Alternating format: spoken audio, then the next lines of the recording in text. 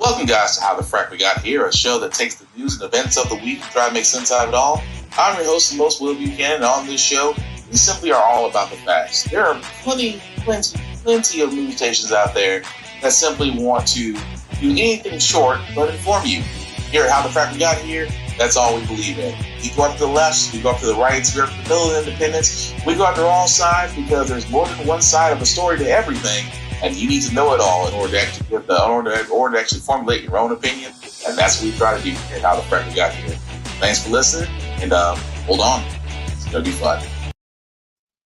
All right, guys. Today's date, January 3rd, 2024. Happy New Year. Welcome to How the Frack We Got Here, the show that goes everything and tries to make sense out of it all. I'm your host, the most Will Buchanan. Of course, we do try to do our best on How the Frack Got Here. We do take our sources from the most reputable news sources around with award-winning journalism. We do not do sensational news like Fox News or Newsmax or The Blaze, whatever extreme right that you follow. We simply do not do that. We give you just the facts, nothing but the facts. On top of that, we do try to watch our language. Sometimes words do fly. We apologize. Sometimes maybe things that might be shown that might be too young for younger viewers. So viewer discretion is advised. Aside from that, welcome. So unless you were watching Cat Williams' podcast with Shannon Sharp, which is going to be my bingo card 2024, I had to pull myself away from it. We do have some news starting off this time with the Democrats, especially with one Bob Menendez, who can't seem to keep himself from being a compromised politician, which I know is pretty much normal.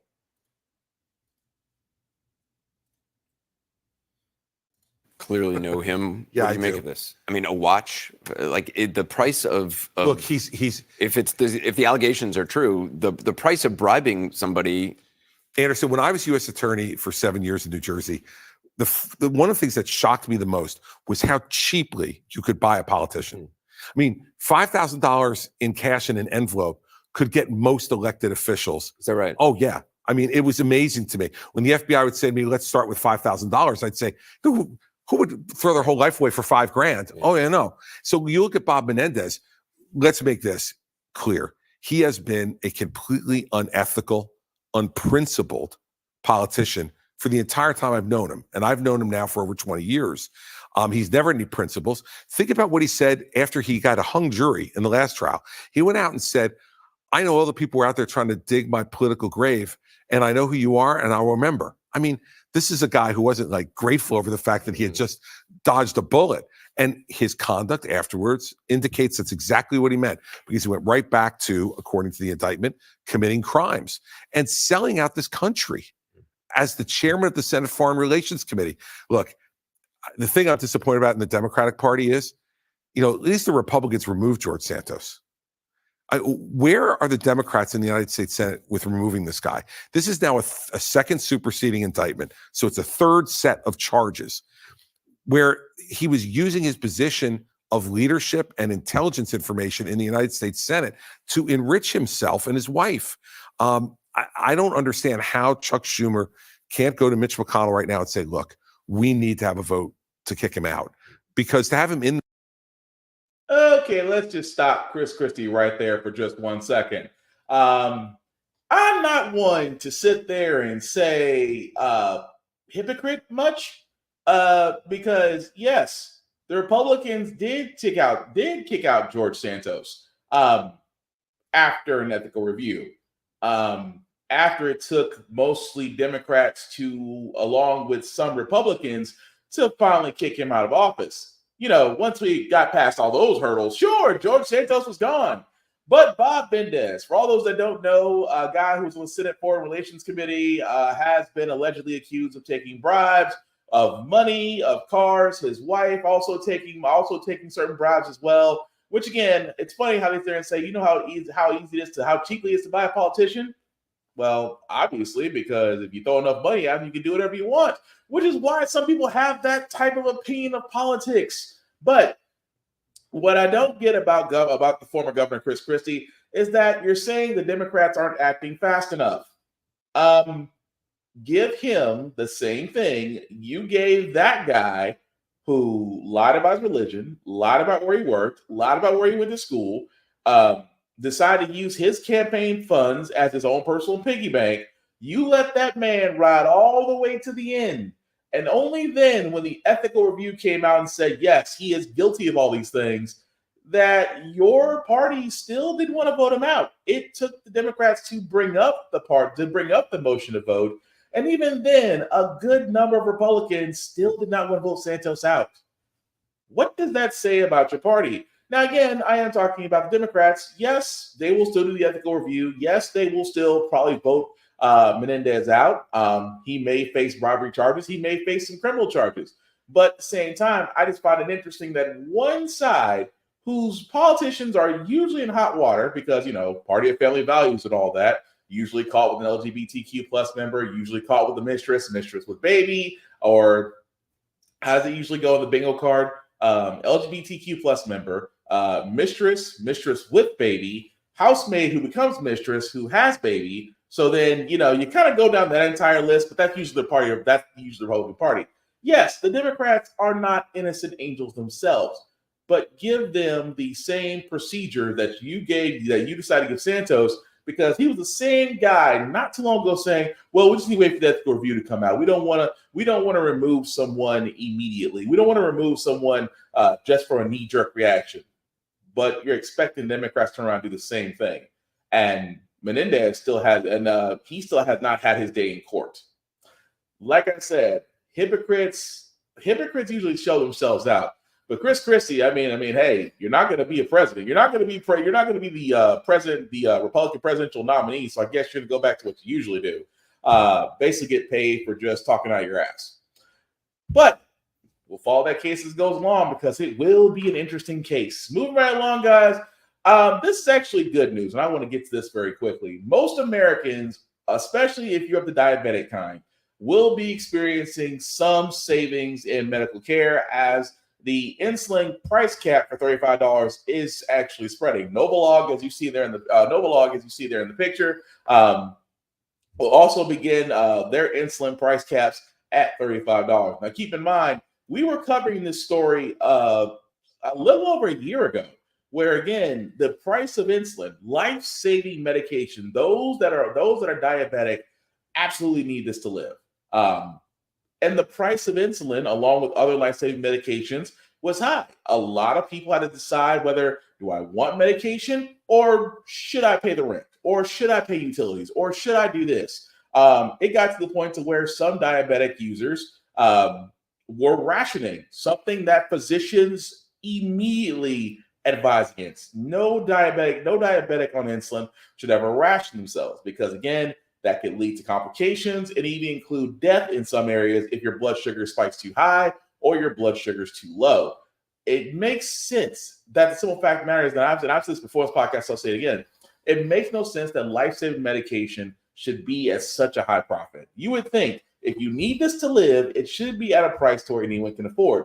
Now, is $35 a little high? Yes, to a certain extent. I'll still argue $35 is high, just because everything has gone up but your paycheck. But at least there is some movement in the drug market. Now, again, I know it's insulin. We can go about inhalers for asthma. We can go about blood pressure medication for those that have hypertension, high blood pressure, those that need medication for their heart, their lungs. I can keep going down the list. Let's just say life-saving medication as a whole needs to come down in price. And again, this kind of goes back to the U.S. healthcare system. As I've said many times on the show, the U.S. healthcare system is for profit, and that is the problem. Especially when you have now four healthcare companies that literally control the U.S.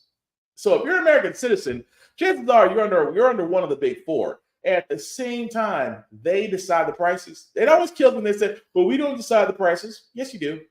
You decide the prices, you decide the cost of care, you decide all of the above. You are literally the death squads that people were told were going to happen under a black man as president. Who knew the death squads were already there before we had a black president? But again, I digress. It is a good thing that the capital insulin prices is happening. I will be happy about that. Does more need to be done? Absolutely. But at least there is some good parts out of that. But I digress. But moving right along, guys. I know you've heard me say that Governor Chris Christie is not going to. Oh, hey, Kira! Can you imagine if pharmaceutical companies got paid based on tips from consumers? Shh. If pharmaceutical companies got paid based on tips from consumers, it would be what Circuit City was before Amazon showed up. You would see tumbleweeds going all over. A building what used to be popular is now gone. That's what it will be. Because pharmaceutical companies, really quick, guys, pharmaceutical companies pretty much can, and again, these are pharmaceutical companies that get government funding. Very few pharmaceutical companies are really funded by themselves. Most of them get government funding for the medicines that they look into, that they develop, that they test, that they have these groups. They get government funding. And it always bothered me that how is it that you get government funding, but you can still set the price on what you sell? If you get government funding, to me, it's like you don't have a say in what you sell to the American people. You took federal dollars to develop this. This is why I always sit there and said about the coronavirus vaccines.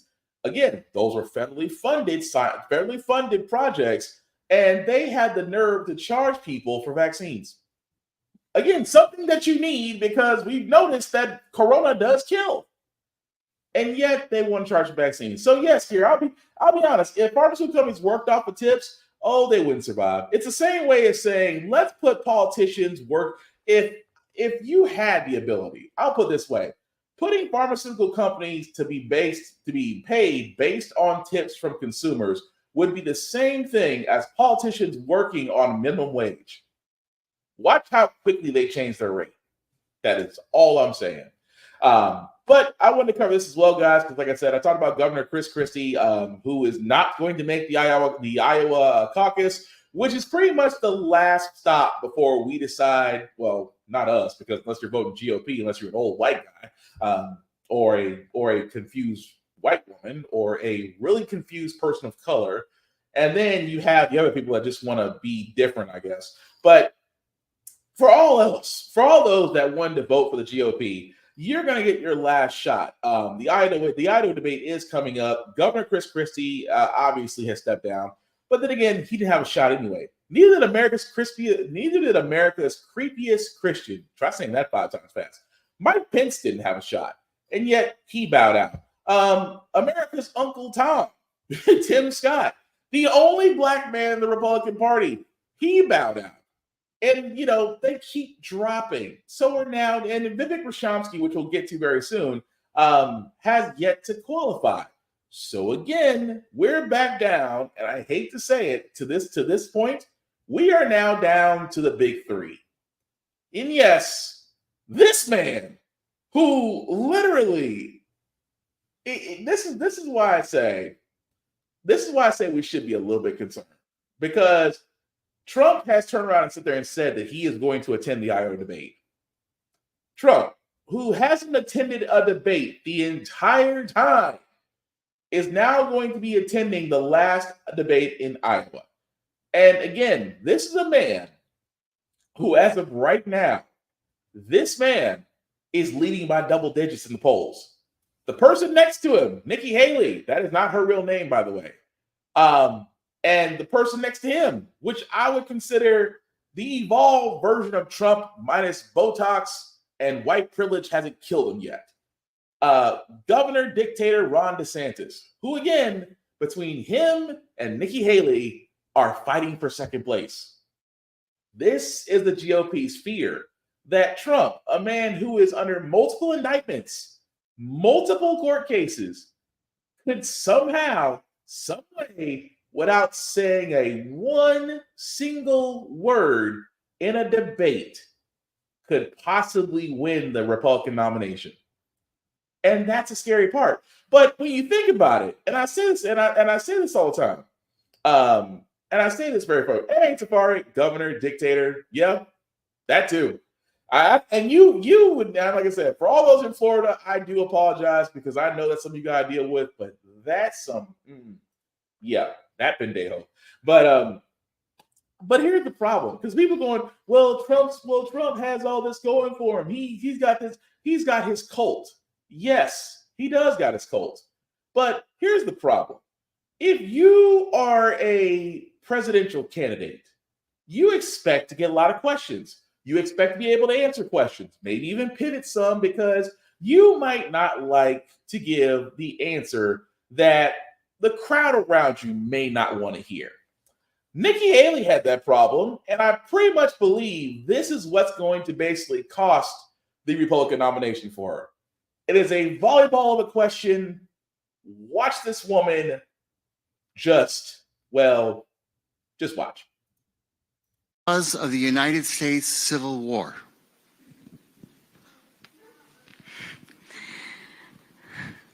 Well, don't come with an easy question or anything. I mean, I think the cause of the Civil War was basically how government was going to run, the freedoms and what people could and couldn't do. What do you think the cause of the Civil War was? I'm sorry? I'm not running for president. I want to see your view on the cause of the Civil War. I mean, I think it always comes down to the role of government.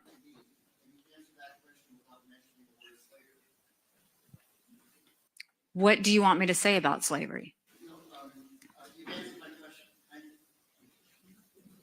Next question. But it's not the first time that she's made. Ma'am.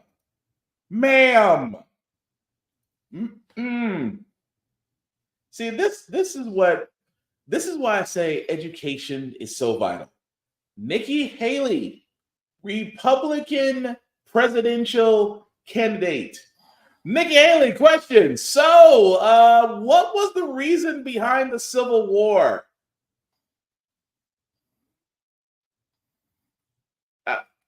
You want me to answer that question? Yes. Well,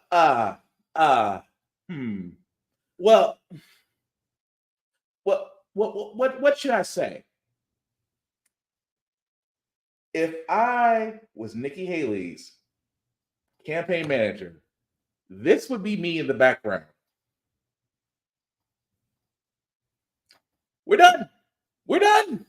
That's it. We're done. Turn off the lights, cancel Christmas. This woman can't even answer a history question. Why? Because and I understand. And the people going, well, I mean, it's so easy. Yes, it is. But understand where Nikki Haley is. She is surrounded by conservatives. Conservatives who literally and figuratively choose to rewrite history to whatever rebel flag, banjo, kissing cousin they want to go with. Nikki Haley had a softball of a question. What was the reason behind the Civil War? You could say slavery, because that's what we were taught. We were taught that in elementary school. Elementary school, you got the watered down version. It's because of slavery. As you grew older and you were able to do your own research, you found out that the Civil War was not based on slavery. Again, easy question. But think about this. An easy question tripped up a Republican candidate to where now she's on damage control. The Civil War was about slavery, but then she said this. She was talking about what it means today, and she says it's about freedom and individual rights. I think we have that sound, so I'm going to let you listen to it. Well, two things on this, Jack. I mean, of course, the Civil War was about slavery. We know that. That's the easy part of it. What I was saying was, what does it mean to us today? What it means to us today is about freedom. That's what that was all about. It was about individual freedom. It was about economic freedom. It was about individual rights. Our goal is to make sure, no, we never go back to the stain of slavery, but what's the lesson in all of that?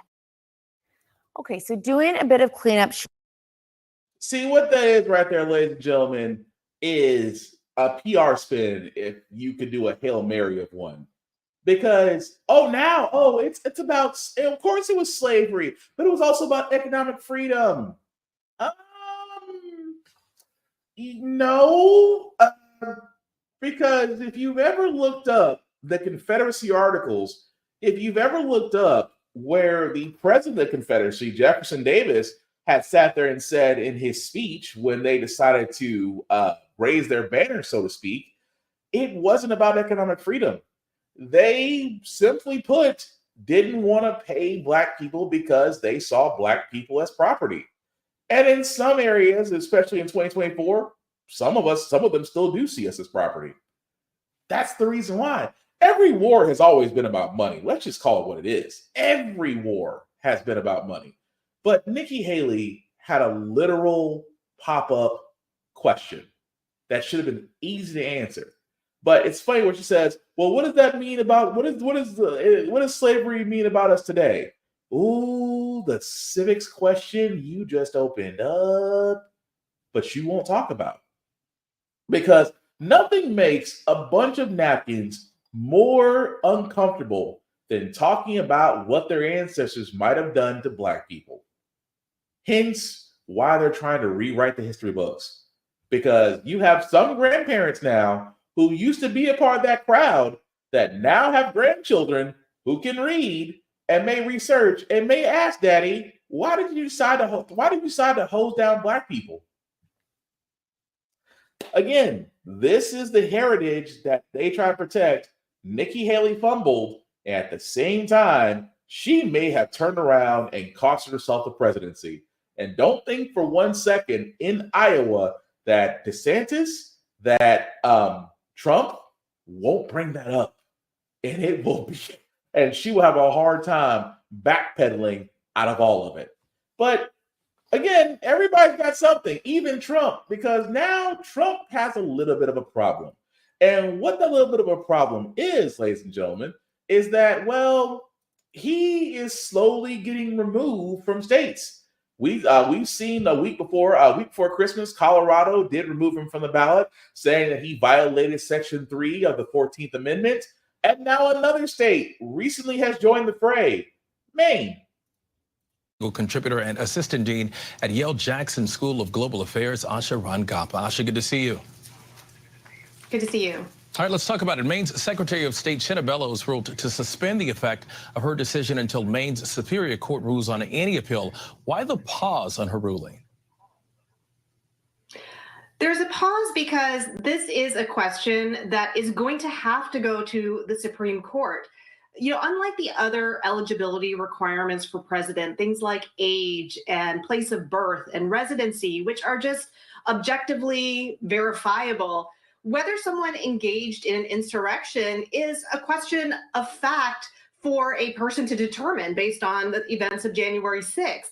And the only body that can really make this in a way that has finality and that will be uniform across the country is the Supreme Court. And I assume that the pause is basically recognizing that reality. All right, Asha, here's how she defended her ruling during an interview on CNN. Let's take a listen.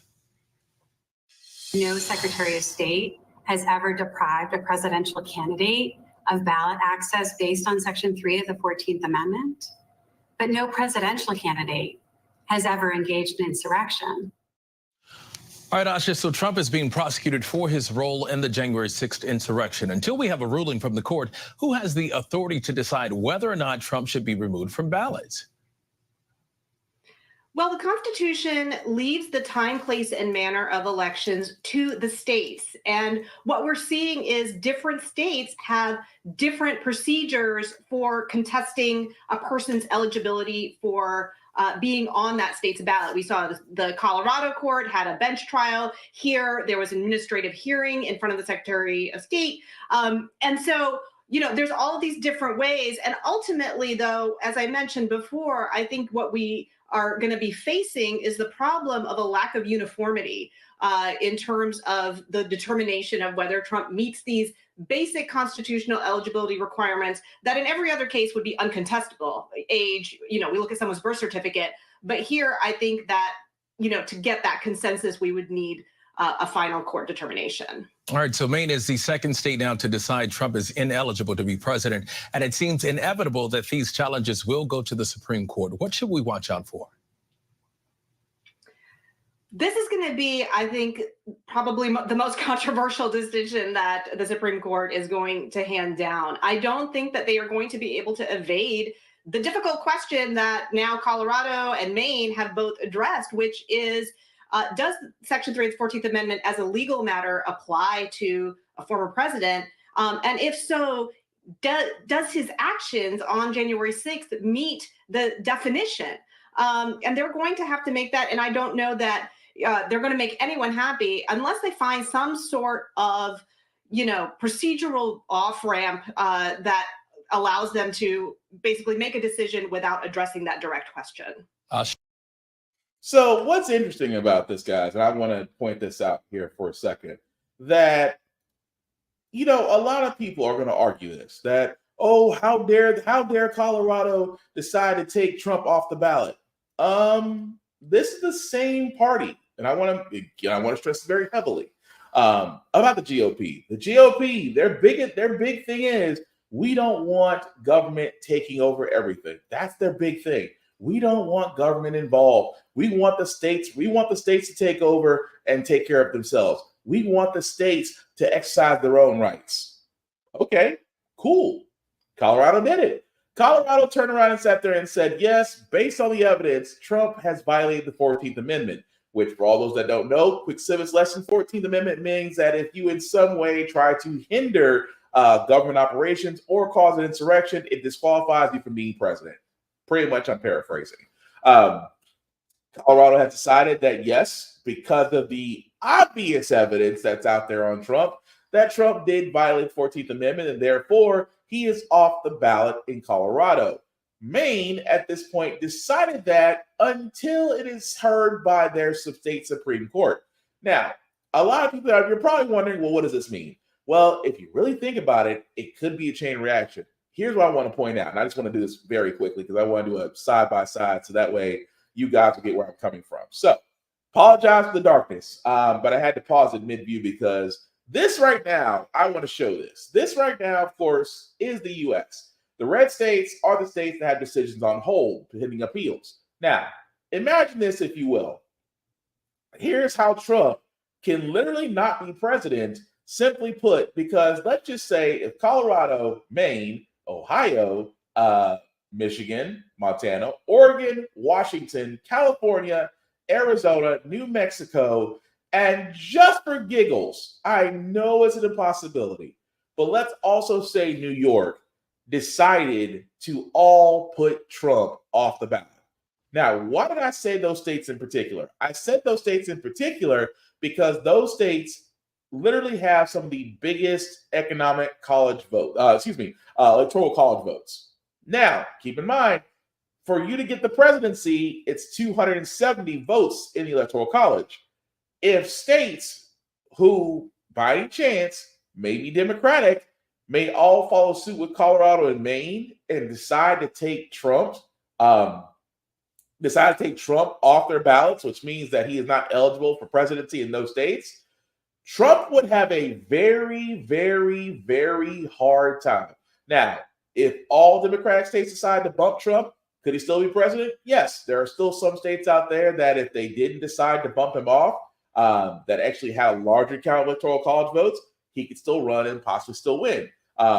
Could he win without Colorado and Maine? Yes, but imagine the turnstile that would happen if all those states decided we want to exercise states' rights and pull Trump off the ballot. I can hear those folks at Fox News now. How dare those states? They're being renegade. They're doing this. What are they doing exactly? The one thing that you and every one of those crazy folks were harping about. You wanted states to exercise their own right. 2 states did, and y'all are complaining, which tells me the whole thing about states' rights is some bull. Completely and truly and totally. But again, we will see, because right now Trump's got 2 states. He's got multiple lawsuits. It's 2024. The man is somehow still not in jail. I'm just as confused as the rest of y'all, because as long as that man is not in jail, there is a chance he could get the Republican nomination. Really good. But we cannot forget about Vivek Ramaswamy, because as of right now, he has not qualified per se for the Iowa caucus, but yet he's still there. The Iowa caucuses now less than 2 weeks away. Vivek Ramaswamy is making clear how important the Hawkeye state is to his campaign. The Republican candidate is completing his second full Grassley today. That means he'll have visited all 99 counties in Iowa twice. Ramaswamy is the only GOP candidate on the campaign trail in Iowa today. Ron DeSantis hits the Hawkeye state tomorrow. Iowa could be a do-or-die contest for him, too. He spent New Year's Eve and New Year's Day campaigning in state. Nikki Haley, meanwhile, will hold a town hall this evening in New Hampshire, a state she's made one of, if not her key focus in her campaign. It's also a state in which about 40% of the electorate is undeclared, not a member of any political party. Haley, Ramaswamy, and DeSantis are all scrambling to make this primary contest into an actual contest against frontrunner Donald Trump. And good luck with that. Because, again, like I said, Vivek Ramaswamy still has yet to qualify for the Iowa caucus. Nikki Haley is backpedaling because she can't answer a U.S. history question. And, of course, Trump is trying his hardest to stay on ballots. And that's just a Republican nomination. We don't even got to the Democratic nomination yet, where Cornel West is trying to run, Bernie Sanders is trying to run, Joe Biden believes he can run. We hadn't even gotten the Democrats yet, and that's going to be a race in itself. But again, I digress. It's interesting. It's weird. It's, Don King said it best. Only in America. Truly, truly only in America. But on to some sad news, guys. Unfortunately, Harvard President Claudine Gay is stepping down. Unfortunately, due to attacks about Hamas on her campus, plagiarism. The second woman of this prestigious college, especially being a Black woman, has announced that she will step down. Lee Stefanik, who was at that hearing on Capitol Hill about anti-Semitism on campus and pressed those three presidents, including Claudine Gay. She says, "I will always deliver results." She calls Gay's resignation long overdue. She says that she was devoid of the moral leadership and academic integrity required of the president of Harvard. What's your reaction to today's resignation and these comments coming from the Congresswoman? Look, I think Elise Stefanik should be ashamed of herself, because I don't think she actually cares about any of these things that she talked about on Capitol Hill. I don't think she cares about anti-Semitism. I don't think she cares about academic freedom. I don't think she cares about any of these things that she pressed on. She cared about winning political points. And I think that political attacks on universities are things that we should all be frightened by, regardless of our politics, whether we're on the left or the right. And I'm sad for American universities because of that. And I'm sad for Claudine Gay, because I think she was a capable leader that was facing an extremely difficult situation. And people like Elise Stefanik were not helping it at all. Professor, let's say even if everything that you said is true, potentially true here, when you look at the writings, and I mean, is that something you would have done? In the way you write, would you do what Claudine Gay would have done and expect to keep your job? Because that is also another element here. You're talking about the allegations of plagiarism? I'm saying you've seen, right? You've compared, I'm sure, as you've gone through the writing here to, and maybe it isn't stealing research, which would be a huge crime in academia, of course. But in terms of writing an essay, this is nothing that you would accept from a college student. For instance, they know not to do this. So that's what I'm asking about. If a college student did that, what I would expect is I would expect a careful and deliberate hearing to understand whether they violated rules. And I think if I saw that, I'd be concerned, and I would bring it up at Harvard, for example, to a academic board that would determine whether or not they violated the rules. What happened? So really, just not to cut him off, but to really, that's the part where I'm bugged out. Like I said, this Claudine Gay, again, the second woman being president of Harvard University, the first Black woman of Harvard University, unfortunately, we'll have the shortest tenure on record there. Do I think, for example, I mean, and I get it, for things that happen when you're the head of the table and things happen under your watch, that yes, that maybe stepping down is the right thing to do. Tell that to Wells Fargo, because that bank has done so much slanderous stuff, and they've only changed CEOs twice. But I digress. But again, with all that going on, it is sad to see someone raise that level. And of course, with the anti-Semitism going on between the Israeli and attacks and things of that nature, and now plagiarism is now being investigated at this school. It's just the fact that, do I think that it should have been better for her to weather the storm and to really show her leadership and to show that she can get all these things under control? I believe so. I'm one of those, I'm sorry, I'm one of those guys to where if it happens and you're not given the opportunity to handle it properly, then it's more of a knee-jerk reaction. You're just trying to save face. You're trying to say, here's what we've done. We've gotten rid of the head person when this all happened. It doesn't really do anything. It's all just for show. Whereas I would have hoped she would have stayed there and really just been transparent about either new policies or things of that nature. I just wish she stayed there, because for me, I would rather see how she handles that versus just leaving. Because when you leave, it's almost like saying, okay, I'm leaving because I was told, or I'm leaving because, I don't want the headache. I don't want the whatever comes with it. But again, to me, I just wish that she stayed and could have shown leadership, could have shown what she could have done in the middle of that. Because 9 times out of 10, anybody else would have. 9 times out of 10, if it wasn't a black person, they would have already been in there and trying to solve it. Let's just be honest. Versus a black person, because we kind of get graded twice as hard for the same menial shit. But anyway, leave it at that. So I know we talked about 2024, guys. Look, our 2023 bingo card was really thrown away by mid-year. We're already starting 2024 again, and I don't mean to point this out. If you haven't seen Cat Williams' interview with Shannon Sharp, recommend that you do, because that's going to be one. Here's number 2 of the bingo card that a lot of people, mostly those associated with the 2 words that, again, were said a lot during last year, are going to be pretty nervous, because now that certain file has now went public. Tonight in New York City, a federal judge ordering the unsealing of documents expected to reveal the names of dozens of Jeffrey Epstein's associates. The documents are part of Virginia Giuffre's settled lawsuit against Epstein's former girlfriend, Ghislaine Maxwell. Giuffre claimed she was sexually abused and trafficked by Epstein with help from Maxwell. More than 150 names are set to be made public the first week of January, including, authorities say, alleged co-conspirators. The Jeffrey Epstein case. Ooh. What do you say, Kira? Baby, the tea, she is hot, as she should. I'm not going to argue that, as she should.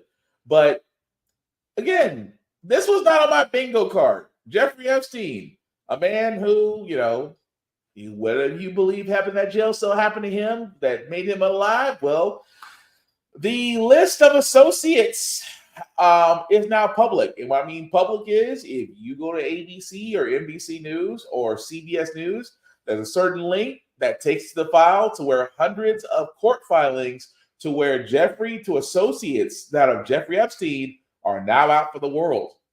Now, the reason why we're talking about Jeffrey Epstein, a man who may or may not have had certain parties on certain island with certain company that is kind of frowned upon everywhere, and that certain individuals may have enjoyed it. That's the best way I can say it without getting banned. But the fact of the matter is, Jeffrey Epstein was at the time a rich and influential man who had a lot of associates. Now those associates' names are being made public. All I can sit there and say is, and I'm just being honest with you guys, if your favorite celebrity or politician decides to leave the country with an assload amount of money, suspect. That's all I'm saying. But like I said, bingo card 2024, click, already punched that hole. We'll see where that goes from there. But as we move right along, guys, I got a story that just whenever it comes to law enforcement, I know this is about to get heavy. But every time we see stories like this, I have to ask the question, what is different? And I'll start with the first one. Imagine you are an armed suspect going into the Colorado Supreme Court area with a hostage who is unarmed, and you're taken in alive. That is not your latest. NYPD or Law and Order episode. That actually happened. A shooting at a Colorado courthouse, an intruder opening fire on the building early this morning in Denver. The suspect entered the courthouse holding an unarmed security guard at gunpoint. That suspect taken into custody now, and police are investigating a motive. Our Mola Lenghi is in Denver for us. So Mola, what do we know about how this all started and how police ultimately were able to arrest the suspect? Well, yeah, Kira, police say the incident began just after 1 a.m. when this suspect was involved in a car crash just outside of the Colorado Supreme Court building in downtown Denver. They say once that car crash sort of took place, the suspect got out of the car, pointed a gun at the other driver who was involved in the car crash, then turned his attention towards the Supreme Court building, shooting out a window of the Supreme Court building that was nearby. That gave him access to the building. Once he was inside, police say he encountered an unarmed security guard, held him at gunpoint, demanding access to other parts of the Supreme Court building, taking that security guard's keys, and eventually making his way to the 7th floor of the Supreme Court building. Now, while this was happening, authorities say police were responding to the scene. They were setting up a perimeter around the building, outside of the building. Police say the suspect then began firing shots from inside the building at the officers who were outside. Authorities say none of their officers were hit, but this led to a several hours long standoff between the suspect who was inside and the officers who were outside. This lasted about 2 hours, and authorities say that finally ended when the suspect around 3 a.m. called 911 and agreed to give himself up to authorities. They took him into custody at that point. So it's been, what, nearly 2 weeks now since the Colorado Supreme Court ruled to remove former President Donald Trump from the ballot. Do you know if this attack was connected to recent threats in any way against the Supreme Court justices there? Well, as you said, Kira, it's been a couple of weeks. There have been multiple threats made against Colorado Supreme Court justices since that ruling came down several weeks ago. At this point in the investigation to this early morning's incident, authorities are saying preliminary investigations confirm a high probability that this incident is not associated to any of those recent threats against Colorado Supreme Court justices. So at this point, it does not look like it had anything to do with that recent ruling. It does not seem to be associated anyway with these recent threats. But again, authorities are still investigating a motive to why this suspect allegedly broke into the Supreme Court building. Okay, so let's think about this for a second here. I'm not saying that the journalist doesn't have a point. Let's kind of break it down again, shall we? A wreck happens outside of the Colorado Supreme Court building. Suspect is armed. Suspect shoots out window. Suspect takes unarmed guard. Suspect takes unarmed guard's keys, heads to 7th floor. Police arrive to do a perimeter. Suspect fires at police. Suspect has a standoff. Suspect calls 911 to give himself up. Suspect is taken into custody alive. This man took a hostage, fired rounds at windows, fired rounds at cops, had a standoff, taken it alive. Now you're probably wondering where I'm going with this. Outside of the fact they're trying not to sit there and say, this is just weeks after the Colorado Supreme Court decided that to uphold the decision to ban Trump off the ballot. I'm sure that it has nothing to do with that individual deciding to go into that building just on happenstance as we wait for his manifesto and his medical pictures of Trump inside of his basement. I mean, we don't know yet, but I'm just spitballing here. But again, you just heard me just name off the fact that an armed suspect shot at cops, took it hostage, and was taken in alive. Okay? Let me explain the other situation. You call 911 for a domestic violence situation, and you're holding a knife that you fear that the person in the room will harm your child.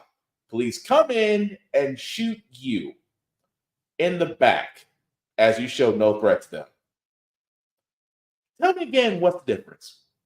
Facing a multi-million-dollar lawsuit after a woman was shot to death by officers who were responding to a call she made for help. ABC's Derek Dennis has details. This morning, a plea for justice in the death of 27-year-old Neani Finlayson.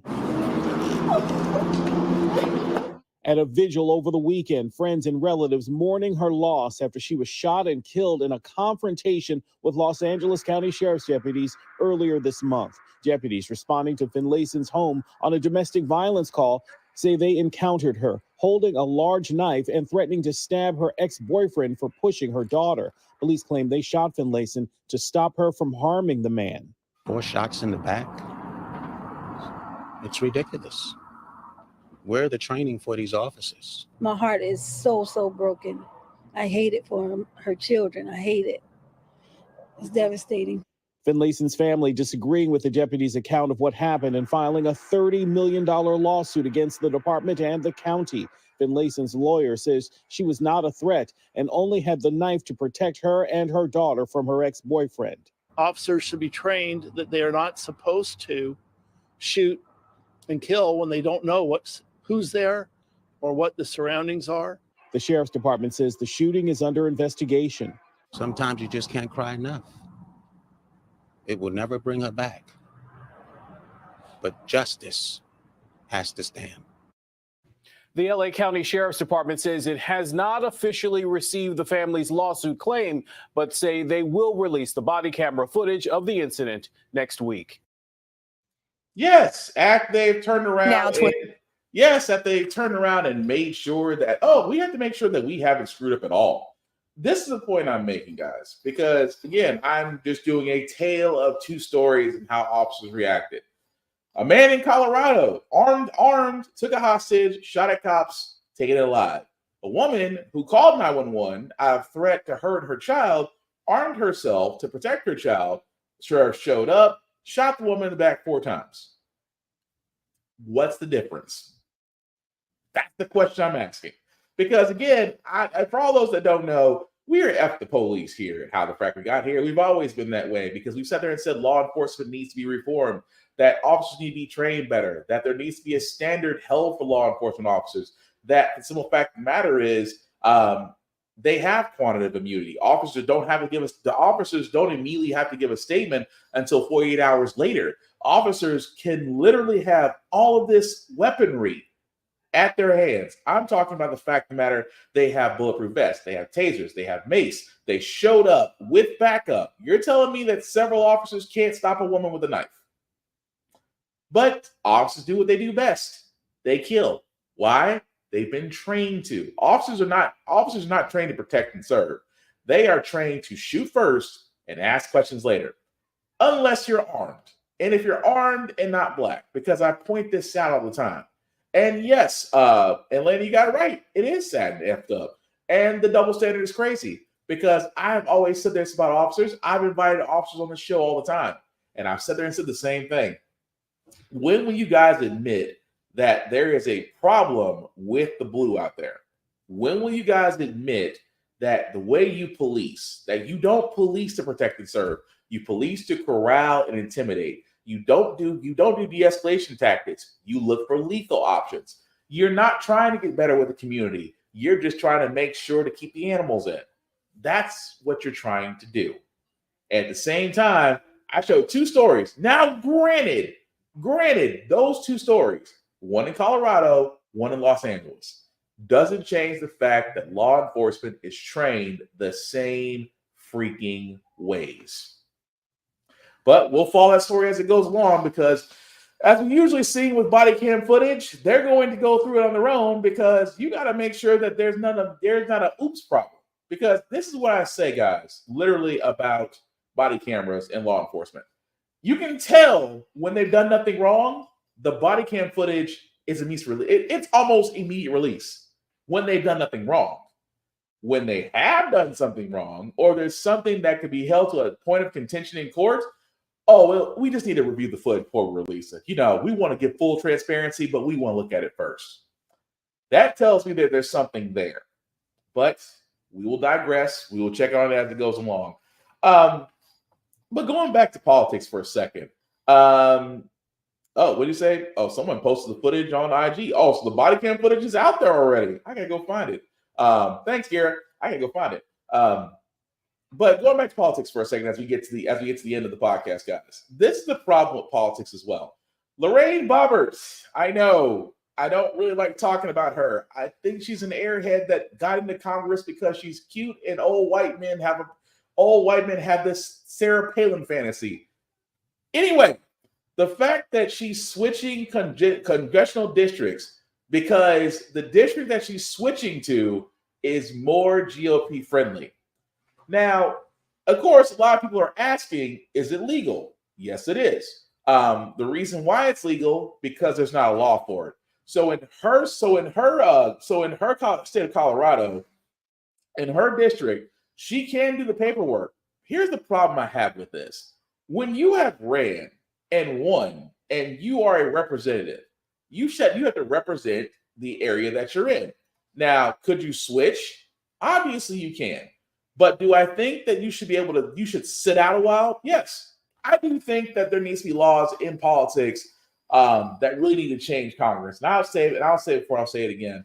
Of course, for what I would decide, most people wouldn't want to be a politician. If I said and said, if I could rewrite what a senator and a politician do, number one, I would put them on minimum wage.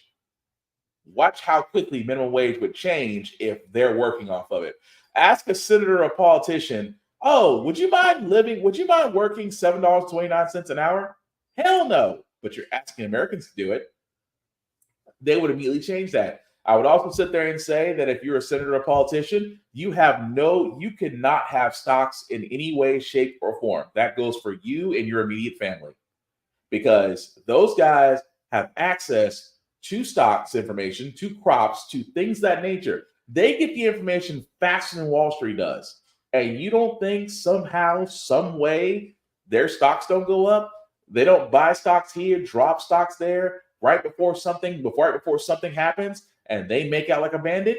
Again, I truly believe that if you're going to be in office, you can't own stocks. You work for the people. I also believe that for senators and politicians, that you should run on the same terms as the president. You run 2 terms. You run 2 consecutive terms, you got to sit one out before you run another one. The lifetime appointments have to stop. At the same time, if you put in a consecutive 2 terms, you're ensuring that Republicans, politicians will have to do the work.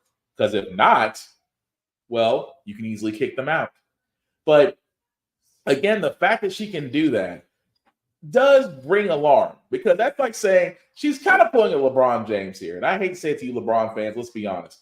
LeBron James literally left Cleveland and went to Miami. Not because Cleveland wasn't going to get him what he wanted. Miami was better suited for him. Miami helped him win 3 titles. So what did he do? He went to Miami. Lorraine Bobbert is doing the same thing. She's going to a spot where she's guaranteed to win and stay in Congress. And yet at the same time, nobody is sitting there saying we need to have a law against that, or we need to have policies put in place against that. But I just thought that was weird, but I digress. The last story I got, guys, is really going to be related to the fact of the matter that I'm going to stress this again before we get to this part. The biggest group of voters for 2024 is undoubtedly going to be women. Because ladies, y'all had it rough. I'm gonna be honest with y'all.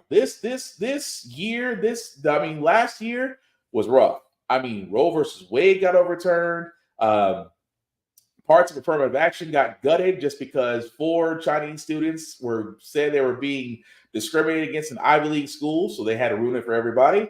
At the same time, your wages haven't increased. Job opportunities haven't increased for you guys. Any type of federal funding that was kind of designated for you was halted because people were claiming that that's discriminatory. That being said, guys, going back to the whole idea of Roe versus Wade, because a lot of women out there, and I'll say this once and I'll say this again, we are pro-choice here. What a woman does with her body is her own effing business. The choices and consequences are ultimately hers. A group of old white men in a room cannot decide whether a woman should be a woman or be reduced to a broodmare. That's simply put. They don't have that decision. That being said, because Roe versus Wade was turned down, and so many conservative countries had already put in place trigger abortion laws to go in place, most women had to resort to traveling to different states. Most women had to go back to the dark days where, you did some things that could harm yourself and, more importantly, may harm your body for future use, because of the fact that abortions were no longer seen as legal. They even did abortion. They even did the abortion pill, the Plan B pill by mail, or the abortion pill by mail. And yet, at the same time, people had issues with that. Just like this next story, that more pregnant women are requesting to have abortion pills to have on hand. Because again, it's a mail order service that, because of the pill cost being $110, that women want access to abortion pills if they want them, as they should. I cannot tell you that right now, the GOP is trying to make that harder for women, which I never understood that about the GOP. Why is it that you say you love women in the same sense you say you love the armed forces, you love the men that sign up to protect this country, and yet the VA system is a mess. You love kids, yet the adoption center, the adoption system in the U.S. is a wreck. That more organized-based religions own adoption centers that turn away same-sex parents. Head Start is a thing in the past. Daycare assistance is almost gone. The GOP is also voting to make sure that free lunch disappears.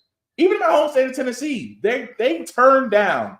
In my home state of Tennessee, they turned down federal funding to fund free lunch for schools in Tennessee for the following school year. Tennessee legislature turned that down because they don't want to accept federal assistance. Imagine you are a parent that might not be in such a fortunate situation, that might be counting on those school lunches and breakfasts that your kids go to. Because contrary to popular belief, kids work and learn better on a full stomach. I mean, we know this. It's science. But going back to all this, guys, women are going to be the decisive voters going forward in next year. And the reason why I say that is because, again, the GOP has ticked you all off. And I can't think of a reason for a woman, much less a person of color, much less an LGBTQ plus person, would turn around and vote Republican. I'm not saying, again, I'm not trying to influence you guys in any way. I'm just saying, from my logic, I don't see it. I don't see the reason why you vote Republican. And I know a lot of people out there, the Candace Owens, Ben Shapiro types. What are you going to do? Vote Democrat? I'm saying, as I've always said before, look into the candidates that represent your values best and vote for them. Simple and plain. Or better yet, you can run yourself. If you haven't learned from this idiocy we call the 118th Congress, that a bunch of idiots were able to get voted in, and you might consider yourself above average or average enough, if idiots can get into Congress, why can't you? And that's not an insult. I'm just saying, that's not an insult. That's me telling you guys, if you think that you can make a difference, whether it's at the federal level or the local level, go ahead and do it. I highly recommend it. But above all else, be informed, because if you haven't noticed, they are trying harder to make it. They're trying to make it harder for women. They're trying to make it harder for people of color. They're trying to make it harder for LGBTQ plus people.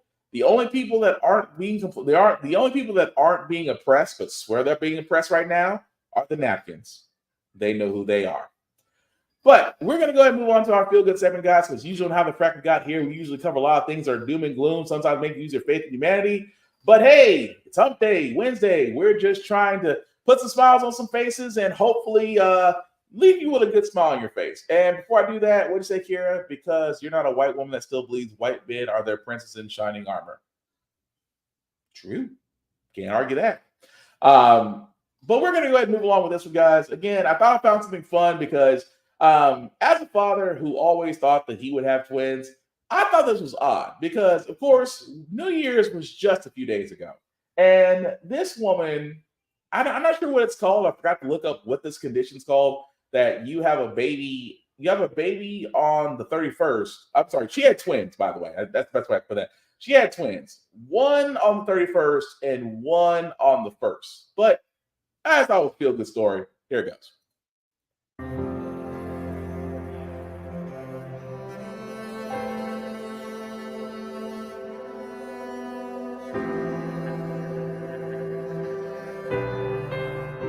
So it was cool pushing out a baby while everyone's counting down, and it was like they had a birthday party. Yeah. Yeah.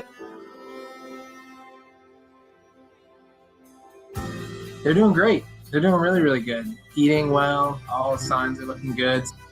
I'm grateful everyone was healthy and things went pretty smoothly. So that's like the best thing you can ask for, especially because they were a little bit early and everything. That they're doing fine and I'm fine. So just happy about that overall. Well, definitely mazel tov to them. I forgot what that's called. Was it Irish twins?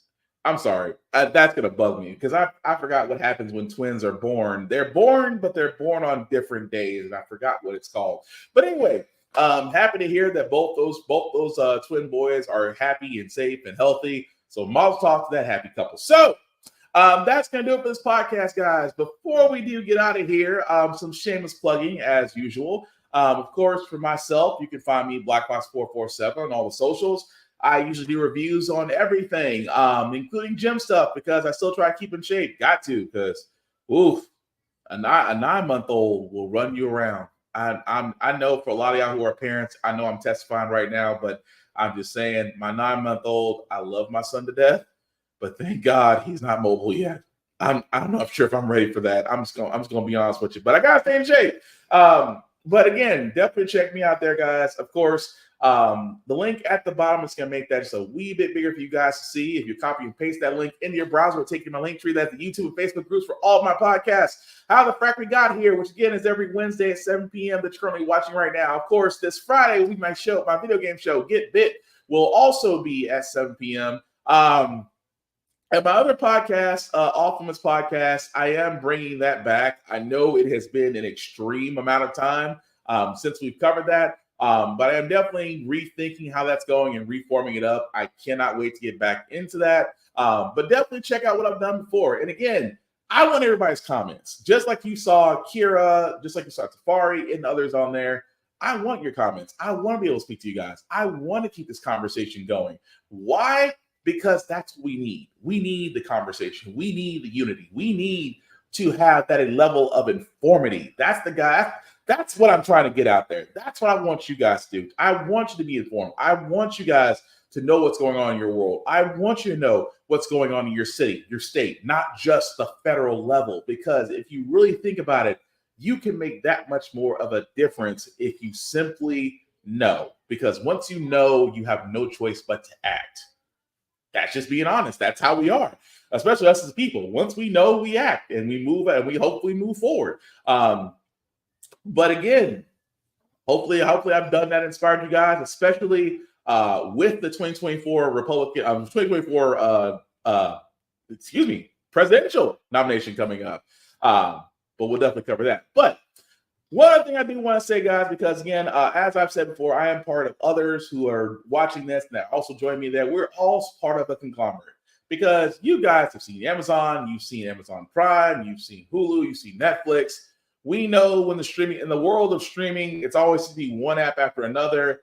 Content disappears, it comes back, prices increase, and if you're like me, you're tired of it. And honestly, I have actually joined something along with others that I think is great, that I literally think it will literally be the new Netflix. I am talking about blurredstation.com. Now, if you don't know what blurredstation.com is, simply put, go to your browser and go there. What blurredstation.com is it is the new Netflix. It is the next Netflix. I think it's Netflix 2.0, but better. The reason why, it has comics, it has entertainment, like Under the Horizon. It has, as you can see there, Blood Emblem. It has genetics. It has Air Force One, Unity. I can keep going down the list, but it has action. It has movies. It has comics. It has a show, Issue 1, that is actually hosted by a man I highly respect, that is doing something revolutionary, getting a lot of indie artists their first comic book published. Now, for me being a comic book head, I love watching that. But anyway, I want to turn you on to this because, again, I truly believe this is the next bed. This is the new hotness, the freshest wave coming out there. And if you'll do me a favor, go to Join Now. If you go to Join Now, guys, it's going to take this next page. I would certainly appreciate it. I know my friends certainly appreciate it if you go to Blurred's Eye View Affinity membership. Once you are there, it is basically going to take you, it's going to ask you who the Affinity member you want to select. Now, The offending member you can select can be anyone because like I said, it's all about supporting the movement. And also it helps us out too. So if you select Chris Fury, Kira at Roomful of Birds, we'll be watching myself, Black Spartan, Tafari at Tafari TV, Navy at Navy Montel, or even Laney at Geek by Heart. Whoever you select, we all would appreciate that. And the offending membership is $10.99. Why the offending membership? Well, because $10.99 is a wonderful price. You know why? Because $10.99, you can actually get a streaming service and still get food. I don't know about you, that's a plus. But with also that being said, guys, the reason why it's offending membership, because again, have you ever wanted to own a piece of Netflix or Hulu or Paramount Plus, or dare I say Warner Brothers, which I think now is Max? But if you ever wanted to own them, you have to pony up the money to buy a share. You have to go through E-Trade, or you have to go through Fidelity, or whoever you do your stocks to. But doing all that gets you what? 1-2 shares after an assload of money you've paid for. Well, in this case, with Blur Station, paying 36 months at $10.99 gives you the opportunity to own a piece of Blur Station. And I don't know about you guys, but that is way easier than going on to Fidelity or E-Trade and trying to figure out how much more stock do you need to get in order to be able to get onto that. So check out blurstation.com. Again, guys, go to the Blur's Eye View Offending membership. Select any influence partner that you see there. We would certainly appreciate that. And enjoy the content that's there, because there is so much, and especially with Hyundai Horizon, because if I told you the age of the young girl whose talent is miles, and I do mean miles, and she is so, I mean, aside from the fact she's just freaking adorable, she's very talented. And that just goes to show you how much more is out there beyond Blur Station if you simply give it a chance. That's all I'm asking. But yeah, aside from that, guys, like I said before, as we're wrapping this all up, the whole goal of How the Frack We Got Here is staying informed. We are not trying to literally tell you what to think or what to do. We are simply giving you all the information, allow you to make up your own mind. But we do provide a lot of perspective that goes along with it. We do better as society once we're informed. We're progressive. We move forward. We try to change. We try to right the wrongs of our past by making decisions now that we should have done back then. Like electing our first Black woman to the Supreme Court, electing our first Black woman to the Federal Board of Governors, electing our first Black woman as the National Cybersecurity Director, electing our first Black man as one of the leading armed forces of the Air Force. You know, thanks to Tupperville finally getting the shit together. All great things. We don't learn from history, we are doomed to repeat it. That's what we keep asking ourselves. Why does everything go up at our paycheck? Why are we electing politicians for the same old game in Congress? And most importantly, how the Frack we got here? Again, guys, thank you all for watching. I hope I have influenced you guys. I hope I have informed you guys. I hope I have encouraged you guys, because that's my mission. And as long as that's being done, my mission is complete. Take care of yourselves and each other, guys. Peace.